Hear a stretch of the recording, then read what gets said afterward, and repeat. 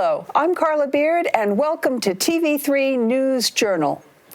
Local Girl Scouts held a rally to prepare for cookie sales. Here's more from the Scouts and their leaders. Digital Cookie allows us to sell the cookies online, so it's just pre-order right now, but the troops will start getting their cookies the first week of February, and then you'll see us out and about.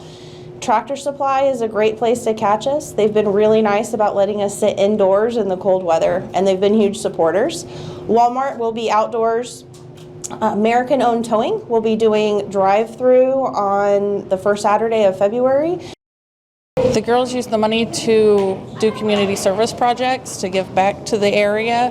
We have done tornado drives when the tornadoes in Kentucky, we took supplies to them. We've planted gardens all over. We've donated benches. They learn things like how to properly ask a customer, good customer service skills, money handling, never use your last name when you're talking to strangers, always walk in pairs, always have an adult with you. It also teaches these girls how to run a business. They are being entrepreneurs. They are making goals. We set goals with all of the girls. That's what we're going to do tonight. We talk about goal setting. We talk about booth etiquette and how to talk to customers and customer service skills. I love the fact that my daughter has grown tremendously. She's gone from this shy kid. She has gained a lot of confidence in talking with people. My favorite Girl Scout cookie is Samoa's, and it's been my favorite since I first had them. The Thin Mints. It's a tie between Tagalongs and Adventurefuls. Just really appreciate the support of our community for the Girl Scouts. We've been able to do a lot of amazing things, and we do try to give back to our community. So every time you can, if you can't eat the cookies, you can donate them. We have Cookies for a Cause. Those cookies go to military, first responders, healthcare providers, or just let the girls know that you appreciate what they do. The Community AntiDrug Coalitions of America works with multiple local agencies to prevent substance use and misuse. Fayette County recently received a Drug-Free Communities grant from CADCA. We spoke with Patrick Ripberger and Eric Adams, who recently returned from a national forum in Washington, D.C., about their vision for the program locally.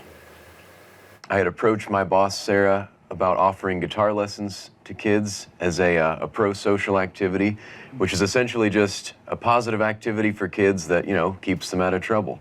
We want to give pro-social activity, learn instruments, maybe make a band. But then we thought, maybe that's pinpointing it a little too small. What if we had a whole arts coalition, a coalition of children that were focused on using the arts to learn about risk factors, protective factors, and how to reduce substance use in the community? We are going to have an initial meeting of this group on March 13th from 3:30 to 5:30. That's a Sunday evening. We hope that's an accessible time for folks. So we're going to offer information about, local problems, help them find local solutions, gain some leadership skills, and also learn how they can make an impact in their community. So we want to keep the parents involved too, because we know that we can't just educate kids and leave them, right? We need to have the parents involved, so we want that whole community aspect. So we invite parents to join us as well.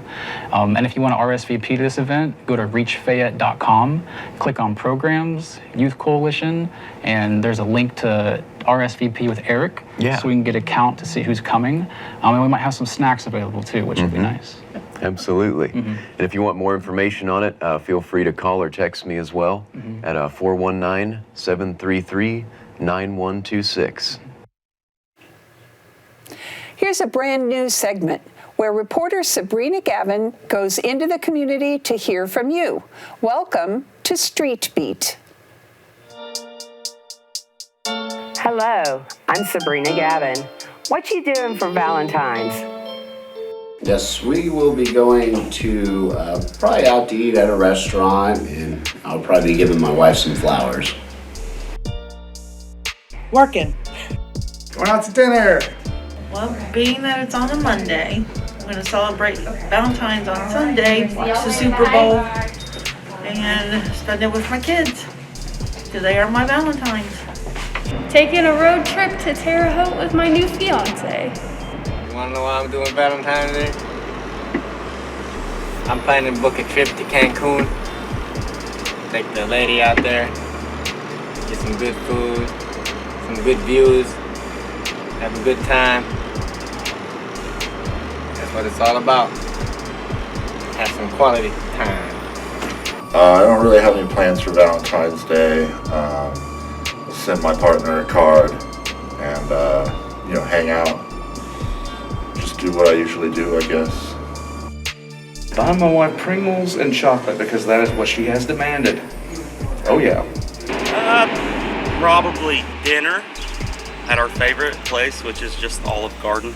Not too fancy, not too down. And other than that, I don't think anything. Probably just watch movies. And that's it.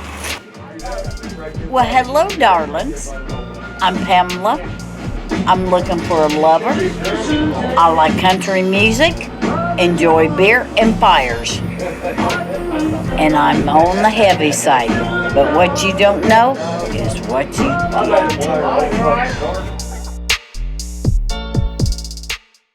The blades on the trucks are clean now, but on February 3rd, Connersville received about 5 inches of snow and ice, and the city street department went into action. We talked with Brad Coulter about how things went. So our guys and gal at the street department did an amazing job. We have a great core of employees that carried us through this weather event, and I would definitely like to brag on all of them people. Very skilled, very helpful, and I want to thank the public for being so patient during this time. There were streets that we missed. I want to tell people that it's okay to call and text and let me know if we miss you. It was surely not on purpose. Amazingly enough, on Friday, we were able to pick up all of Thursday and Friday's trash route and get back on our regular schedule for Monday morning. I want to thank everybody for being patient with us. I know there were trash cans that we missed, and I think some people just said, I'll just wait till next week, and that was somewhat helpful. If we did miss anybody's trash and you have a situation where you're overflowing, give us a call and we'll try to come out and grab it for you. I'd also like to thank everybody that was able to keep their cars off the streets. When you can get your cars up in your driveway while we're out plowing, allows us to get all the way over to the curb and makes a much nicer product for everybody. As an adult, have you ever wanted to finish or continue your education and training in a field that is in high demand? Amy Engel, Director of Whitewater Adult Education, spoke with reporter Sabrina Gavin about the process of getting your high school equivalents, or GED, and continuing adult education classes. What we're trying to do is reach out to those students in this area, also Union and Rush counties. We're also at the Fayette and Rush County jails. We're trying to reach out to them to encourage them that now would be a good time to go back and complete that high school diploma here at Whitewater Adult Education. Well, we offer a wide variety of classes. The adult ed classes, it's called ABE. We offer those here at the Ivy Tech in Connersville. We have a morning class, we have an afternoon and an evening class. We also have English language learners here in Fayette and Rush counties. And so we serve those students that need our assistance, whether it's helping build their language, communication skills, or getting their high school diploma. One of the great benefits is being here in this place. We get referrals that come from Work One or Manpower. When our students finish here at getting their high school diploma, they get a certificate for 2 free classes at the Ivy Tech. And since we've already done the work of doing remediation for those basic math, reading, language skills, their placement tests are very high, and so they can continue on getting an associate's training or their bachelor's degree.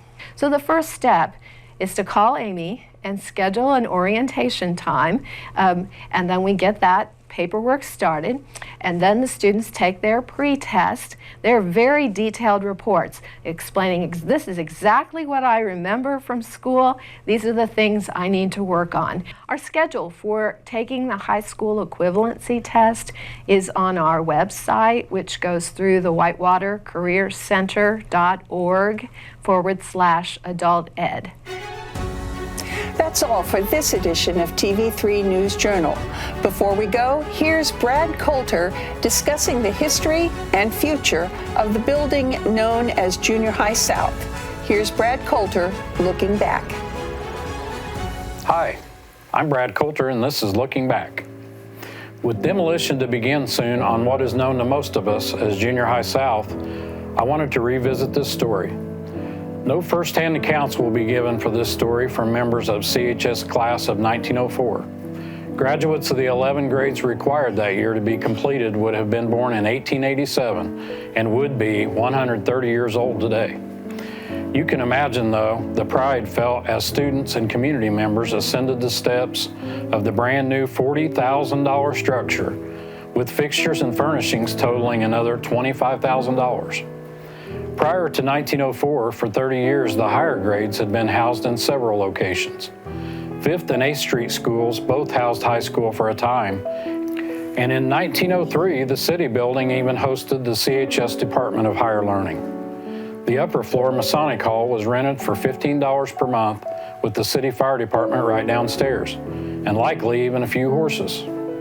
The new CHS had a colonial look with the beautiful tile roof. A new gym was built in the basement to accommodate a new game called basketball.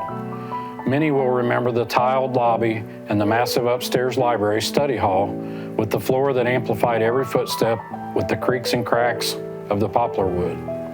The CHS opening culminated a 3-year period of community deliberation on such a large expenditure. Not since the city water system was built in 1869 had the city spent so much money for one disbursement. The school superintendent and board had received the endorsement of the local commercial club and manufacturers club in 1902, and shortly thereafter the city council agreed to the purchase of the 1600 Grand Avenue location. In early 1903, a bid was accepted and ground was broken. Later that year, the building was finished, allowing for an opening in early 1904. For 4 days, beginning on December 29, 1903, the school doors swung open for a great celebration of community satisfaction. Many improvements were made to the building over the years, with the largest being the annex on the Indiana Avenue side of the block in 1953. The original school stood squarely in the middle of the city block. The new annex included a new gym for what by then was Connersville Junior High School. It also housed new modern shop classes and lots of large classrooms. This addition has most recently been used as a learning center and a supplemental gym for all types of sporting activities and practices for the community. In 1923, a new high school was built 2 blocks north on Grand Avenue that now houses the Connersville Middle School. This new CHS housed the upper 3 classes, while the junior high housed the lower 3. The 1600 Grand location later became Junior High South when the high school moved to the Ranch Road location, and the 1900 Grand School became Junior High North. The 1977-78 school year was the last class to attend Junior High South, finishing its 74 years of service to the community. In 1982, a great fire rendered the 1904 structure a total loss, and it was razed shortly after. The 1953 addition was undamaged. It will be torn down completely by late spring 2022, with work beginning on that any day now, according to School Building and Transportation Director Darrell Drew. Fayette County and Connersville was served well by this old school during its 3/4 of a century. The structures may be gone, but one can wander the halls of this beautiful building in our minds, remembering a simpler time and the faces of those that enjoyed them there with us.